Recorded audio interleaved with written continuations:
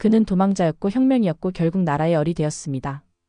대한민국이라는 이름을 처음으로 전 세계에 알린 그 사람. 광복을 맞았지만 끝내 조국의 분단을 막지 못한 채 떠난 비운의 지도자. 바로 백범 김구입니다. 김구 선생은 우리에게 독립운동가 이상의 의미를 가집니다. 그는 이름 속 자만으로도 한국 현대사의 비극과 이상을 동시에 떠올리게 만드는 존재입니다.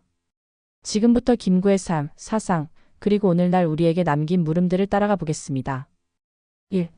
황해도 해주 가난한 소년의 각성. 1876년 황해도 해주에서 태어난 김창수. 그는 평범한 농민 가정의 아들로 자랐지만 어릴 때부터 총명하고 정의감이 강한 아이였습니다. 학교에 다니며 한학을 배우는 동시에 조선 말기의 혼란과 외세 침탈을 목격하게 됩니다. 소년 김창수는 조선의 몰락과 청나라, 일본 세력 간의 갈등 속에서 자라났습니다. 특히 1894년 동학농민운동과 갑오개혁 등 일련의 격변을 겪으며 그는 단지 유학자로 살 수 없다는 사실을 깨닫습니다. 1896년 명성황후 시에 분노한 김창수는 인천의 일본 육군 중위를 암살합니다. 이 사건은 훗날 그가 평생을 독립이라는 신념으로 살아가게 되는 결정적인 계기가 됩니다. 감옥에서의 투옥과 탈옥 도망자 생활. 그는 그때부터 단 한 번도 편한 삶을 택한 적이 없습니다. 2. 김창수에서 김구로 스스로 이름을 바꾸다. 김창수는 이후 스스로 김구라는 이름을 짓습니다. 구자는 거북이라는 뜻이지만 여기엔 오래 살아남아 끈질기게 조국을 되찾겠다는 의지가 담겨 있었습니다. 이후 그는 전국을 떠돌며 의병활동에 가담하고 한때 천도교, 동학 계열에도 관여하며 민중 속으로 들어갑니다. 1907년에는 안창호, 이승훈 등과 함께 국권회복을 위한 운동을 모색하게 되며 점차 독립운동의 중심 인물로 성장합니다.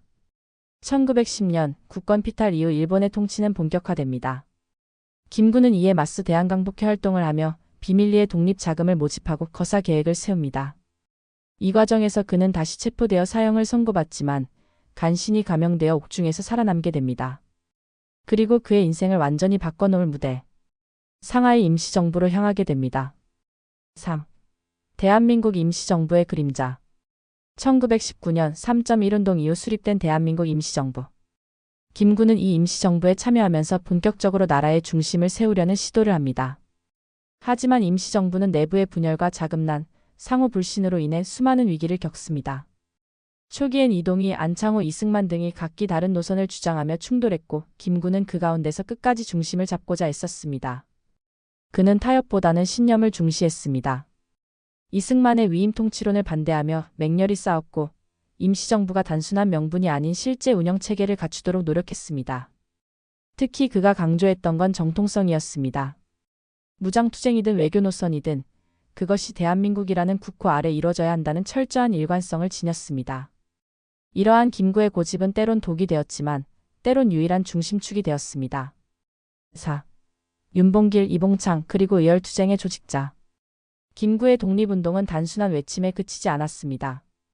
그는 직접 의열단을 조직하고 실제적인 타격을 가할 수 있는 무장 독립운동을 전개합니다. 1932년 윤봉길 의사가 상하이 훈커 공원에서 폭탄을 투척한 사건은 단순한 테러가 아니라 세계의 조선이 아직 죽지 않았다는 선언이었습니다. 이 사건을 주도적으로 기획한 인물이 바로 김구였습니다. 그는 윤봉길, 이봉창 등 수많은 젊은 독립투사를 발굴하고 스스로 그들의 죽음을 준비하며 이끌었습니다. 사람들은 묻습니다. 어떻게 그런 젊은 생명을 보내면서 죄책감을 느끼지 않았냐고. 하지만 김구는 말합니다. 내가 죽어야 할 자리에 그들이 간 것뿐이다. 광복 그러나 진정한 독립은 오지 않았다. 1945년 8월 15일 일본의 항복과 함께 조선은 해방을 맞이합니다. 하지만 김구의 얼굴에 미소는 없었습니다. 그가 수십 년을 꿈꿔온 조국은 미군정과 소련군정이라는 새로운 분단 현실 속에서 또다시 외세의 소나기에 들어갔기 때문입니다. 그는 광복 후 조선에 귀국했지만 그를 반기는 이들은 많지 않았습니다. 이미 국내에서는 좌우 갈등이 깊어졌고 임시정부는 환영받지 못했습니다. 그가 상하이에서 평생을 바쳐 이끌어온 대한민국 임시정부는 실체 없는 망명 조직으로 치부됐고 이승만 중심의 독립 지도자 그룹은 김구와의 협력을 꺼려했습니다. 그럼에도 김구는 남북 통일을 위해 마지막까지 애썼습니다. 1948년 그는 단독 정부 수립을 반대하며 남북 협상을 위해 평양을 방문했고 김일성과의 회담까지 이끌어냅니다. 그러나 현실은 냉혹했습니다. 남북은 각기 다른 체제로 분단되었고 김구는 끝내 하나의 조선을 실현하지 못한 채 좌절하게 됩니다. 6. 경교장 그리고 총선과 함께 사라진 꿈. 1949년 6월 26일 서울 경교장 김구의 거처였던 이 저택에 총성이 울립니다. 안두희라는 청년 장교가 김구를 향해 총을 발사했고 그는 그 자리에서 쓰러졌습니다. 죽기 직전 김구는 이렇게 말합니다. 나는 통일된 조국을 원했을 뿐이다. 그의 죽음은 아직도 많은 논란과 의혹에 쌓여 있습니다. 과연 단독범의 범행이었는지 정치적 배후가 있었는지 그에 대한 진상은 아직도 완전히 밝혀지지 않았습니다. 하지만 분명한 건 그의 죽음은 단지 한 사람의 죽음이 아니었다는 것입니다. 그것은 한국 현대사에서 민족의 이상이 무너진 순간이었고 이후 분단과 전쟁이라는 거대한 불행의 시작이기도 했습니다. 7. 김구의 사상 나라의 주인은 누구인가? 김구의 사상은 단순한 민족주의를 넘어서 인간에 대한 신뢰와 도덕적 국가관을 바탕으로 하고 있었습니다. 그가 남긴 가장 유명한 글, 바로 나의 소원에는 이렇게 쓰여 있습니다. 내가 원하는 우리나라. 다른 나라를 능가하는 부강한 나라가 아니라 단지 사람이 사람답게 사는 문화국가를 원한다. 그는 단 한 번도 권력을 탐한 적이 없습니다. 나라를 부강하게 만들겠다는 욕심보다 국민 한 사람 한 사람이 존엄하게 살아가는 나라를 만들겠다는 이상을 품었습니다. 그런 면에서 김구는 철저히 이상주의자였습니다. 그의 사상은 지금 시대에도 유효하며 우리가 어떤 국가를 꿈꿔야 하는지를 묻는 가장 근본적인 질문이기도 합니다. 8. 오늘날 우리에게 김구는? 대한민국은 지금 세계가 주목하는 경제 강국이 되었습니다.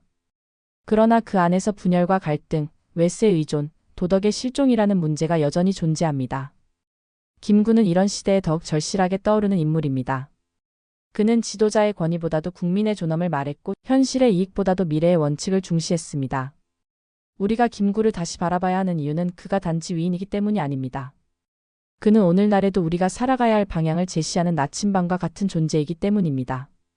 그는 죽었지만 그의 물음은 여전히 살아있습니다. 당신은 지금 어떤 나라를 꿈꾸고 있습니까? 김구 선생은 단지 독립운동가가 아니었습니다.